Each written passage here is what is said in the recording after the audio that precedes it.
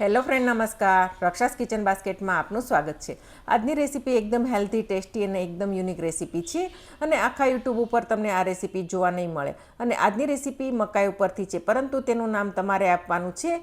અને આ રેસીપી તમે ક્યાંથી જુઓ છે તે ચોક્કસથી કોમેન્ટમાં જણાવજો.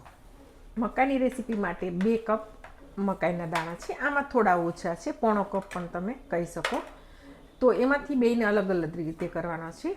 આ પોણા ઓછા થોડા છે એને ચોપરમાં લઈ અને આપણે ચોપ કરી લઈશું.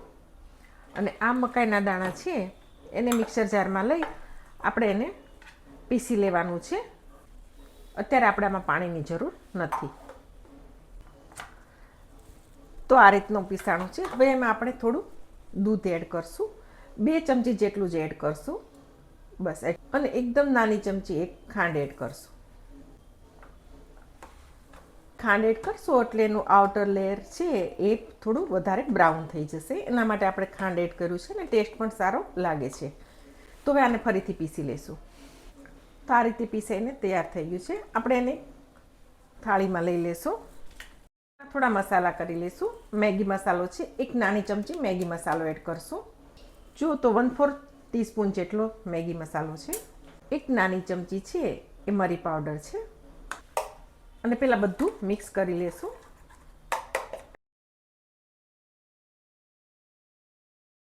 તો બાકીનું જે એડ કરવાનું છે એ ઝીણી સૂજી છે, રવો છે. મેં 1 કપ લીધો છે. આપણે લોટ બાંધવાનો છે. જો એ પ્રમાણે આપણે લેશું. અડધો કપ એડ કર્યો છે. પાણી બિલકુલ નથી નાખવાનું. મેગી મસાલો નાખ્યો છે એટલે એ રીતે આપણે મીઠું એડ કરશું. ત્યારે 1/4 ચમચી એડ કરું છું. તો આપણે એને લોટનો ડો તૈયાર કરી લેશું. બીજું અડધો કપ એટલે ટોટલ 1 કપ આપણે સૂજી વાપરી છે આમાં.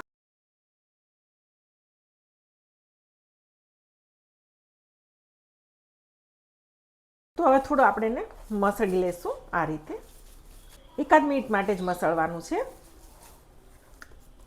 તો બરાબર મસળાઈ ગયું છે. હવે 2 મોટી ચમચી જેટલો ઘઉંનો રોટલીનો લોટ છે જે સરખું બાઇન્ડિંગ આપશે એ એડ કરી દઈએ. અને આ બધું બરાબર મિક્સ કરીને આપણે લોટ તૈયાર કરી લઈશું. તો લોટ આવો થોડો કઠણ છે, પરોઠાથી થોડો કઠણ છે, તૈયાર થઈ ગયો છે. થોડો તેલવાળો હાથ કરી લઈશું.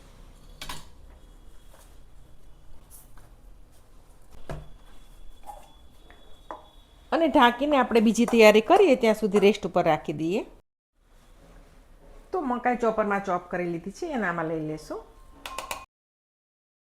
50 ગ્રામ મોઝરેલા ચીઝ, સાદું ચીઝ પણ તમે રેગ્યુલર ચીઝ પણ વાપરી શકો છો, એ લીધું છે.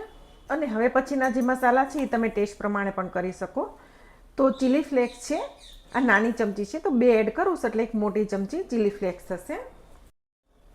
1 મોટી ચમચી છે મિક્સ હર્બ્સ છે, એટલે એ નાની છે એટલે હું 2 એડ કરી દઉં એટલે 1 મોટી ચમચી બરાબર થઈ ગયું. અને 1/4 ટીસ્પૂન મરી પાવડર. અને એકદમ થોડું મીઠું નાખવાનું છે કારણ કે ચીઝ નાખ્યા છે, મિક્સ હર્બ્સ છે એટલે એ પ્રમાણે તમારે એડ કરવાનું છે. તો એ રીતે હું મીઠું એડ કરું છું. તો બધું બરાબર મિક્સ કરી લેવાનું છે. અને થોડું બાઇન્ડિંગ આવી જવું જોઈએ. જો બાઇન્ડિંગ ન આવતું હોય તો એના માટે તમને આ રીતના બાફેલું બટેટું છે. જો ચીઝ ન નાખો તો પણ તમે બાફેલું બટેટું એડ કરી શકો છો. અને એને તમારે થોડું ચીઝની ખમણીથી ખમણીને નાખી દેવાનું છે. ખાલી ચીઝ વગર પણ તમે આ બાફેલા બટેટા સાથે કરશો તો પણ મસ્ત જ લાગે છે. તો મેં થોડુંક અમસ્તું જ નાખ્યું છે, 2 ચમચી જેટલું ખમણીને. તો બરાબર આપણે મિક્સ કરી લઈએ. એક બાઇન્ડિંગ આવી જવું જોઈએ.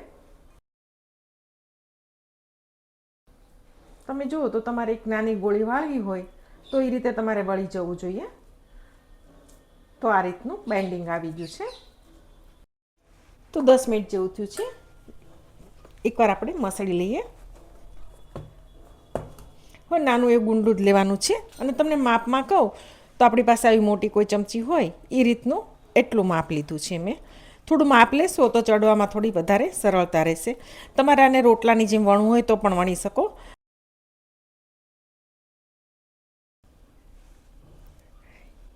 એક નાની પૂરી જેવું તૈયાર કરું છું. એટલી થીક છે, બહુ થીક નથી રાખવાની. અને એમાં આપણે બનાવેલો મસાલો છે એ મૂકી દઈશું. 1 ચમચી નાની તમે કહી શકો એને. તો એને આપણે આ રીતે બંધ કરી દેવાની છે. દબાવતા જઈ અને બંધ કરી દઈશું.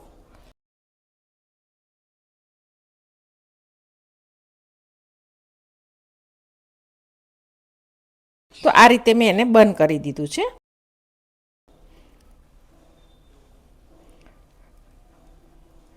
આ રીતના કચોરી જેવું આપણે એને તૈયાર કરી લેવાનું છે આ રીતે.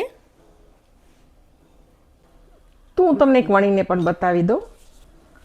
લોટ લેવાની પણ જરૂર નહીં પડે અને ફટાફટ વણાઈ પણ જશે, કારણ કે લોટ એકદમ મુલાયમ છે. પૂરી જેટલી સાઈઝની જ મેં વણી છે. અને 1 ચમચી આપણે મસાલો લીધો છે.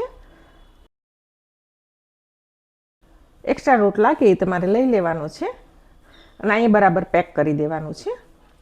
અને પાછું એને રાઉન્ડ શેપ આપી દેવાનો છે. તો આ રીતે આમાંથી તમને જે રીત અનુકૂળ આવે એ રીતે તમારે બનાવવાનું છે. તો બાકીની બધી આપણે આ રીતે તૈયાર કરી લઈએ. તો આ રીતે ટોટલ 15 બોલ તૈયાર થયા છે. તો તમે આને શું નામ આપો? હું આને એવું પણ નામ આપી શકું, કારણ કે કોર્ન અને ચીઝ છે એટલે કોર્ન ચીઝ કચોરી પણ કહી શકું. તમે કયું નામ આપી શકો તે મને ચોક્કસથી કોમેન્ટમાં જણાવજો. તો અપમ સ્ટેન્ડ મૂક્યું છે અને એને આપણે ઘીથી જ ગ્રીસ કરશું.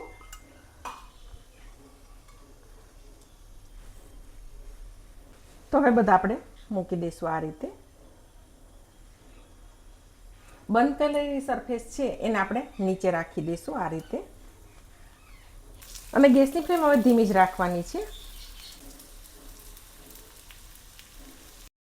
હવે ઉપરની સરફેસ કોરી ન થાય ને એટલા માટે આપણે એની ઉપર પણ થોડું થોડું ઘી મૂકી અને એને ગ્રીસ કરી લેશું. તો ગેસની ધીમી ફ્લેમ ઉપર 2 મિનિટ આપણે એને થવા દઈશું. તો 2 મિનિટ થઈ ગઈ છે અને બધા આપણે ફેરવી લઈશું. અને આ બાજુ પણ 2 મિનિટ થવા દેવાનું છે. વચ્ચેનું છે એ ઝડપથી થશે, તો એને ચેન્જ કરતા રહેવાનું. બહારના છે એને અંદર લઈ લેવાના. તમે જુઓ તો બહારની સરફેસવાળા ઓછા ચડે છે. આ બાજુ પણ 2 મિનિટ થવા દઈએ.